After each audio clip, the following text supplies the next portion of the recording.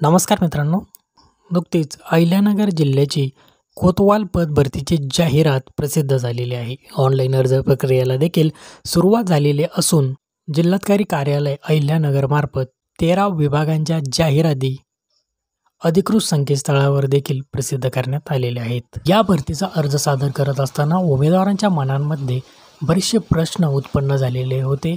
त्या सर्व प्रश्नांचे उत्तर या व्हिडिओच्या माध्यमातून देण्याचा मी प्रयत्न केलेला आहे. मित्रांनो, या सर्व प्रश्नांमध्ये वारंवार विचारण्यात आलेला सर्वात महत्त्वाचा प्रश्न म्हणजे तालुक्यातील उमेदवार अर्ज सादर करू शकतात का?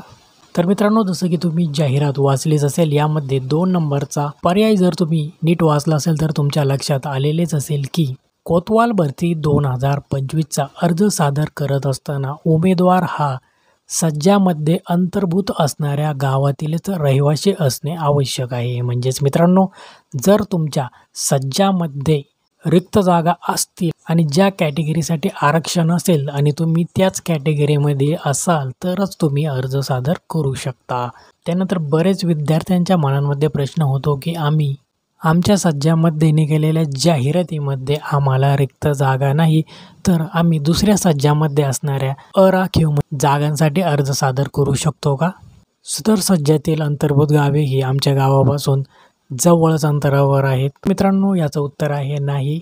जरी तुम्ही सदर सज्जाच्या अंतर्भूत गावातील शेजारचे रहिवासी जरी असाल तरीसुद्धा तुम्ही अर्ज सादर करू शकत नाही. या जाहिरातीमध्ये स्पष्ट उल्लेख केलेला आहे की जे उमेदवार ज्या सज्जामधील रिक्त जागांसाठी अर्ज सादर करू इच्छितात ते त्याच सज्जातील अंतर्भूत गावातील रहिवासी असणे आवश्यक आहे. तसेच मित्रांनो, अर्ज सादर करत असताना जर तुमच्या प्रवर्गासाठी त्या ठिकाणी राखीव जागा असेल किंवा जर खुल्या प्रवर्गातून असेल तरच तुम्ही त्यासाठी अर्ज सादर करू शकता. महिलांसाठी रिक्त जागा असतील तर फक्त महिला उमेदवार त्यासाठी अर्ज सादर करू शकतात.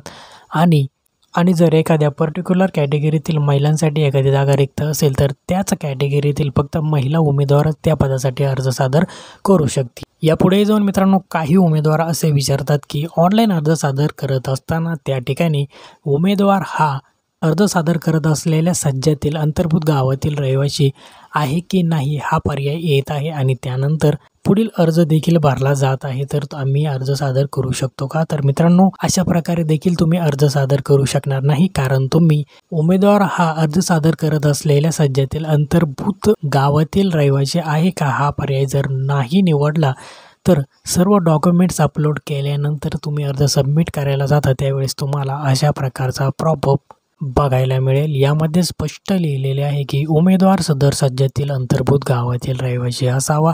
म्हणजेच मित्रांनो, तुमचा अर्ज सबमिट होणार नाही. पे आणि सबमिट या बटनावर क्लिक केल्यानंतर अशाच प्रकारचा पॉपअप तुम्हाला बघायला मिळेल. पेमेंटचा विंडो तुमच्यासमोर येणारच नाही. मागे ज्या 2023-24 मध्ये कोतवाल पदाच्या भरती झाल्या होत्या त्यामध्ये तालुक्यातून उमेदवार अर्ज सादर करू शकत होते, मात्र यावेळेस जाहिरातीमध्ये स्पष्ट सांगण्यात आलेले आहे की उमेदवार सदर सज्जातील अंतर्भूत गावातीलच रहिवासी असावा तरच अर्ज सादर करू शकेल. अशा आहे की आता तुम्ही अर्ज सादर करू शकता की नाही हे तुम्हाला समजलेच असेल. या व्यतिरिक्त काही शंका असतील तर व्हिडिओच्या कॉमेंट बॉक्समध्ये नक्की विचारा आणि हा व्हिडिओ जास्तीत जास्त शेअर करा व पुढील अपडेटसाठी चॅनलला सबस्क्राईब करा. धन्यवाद.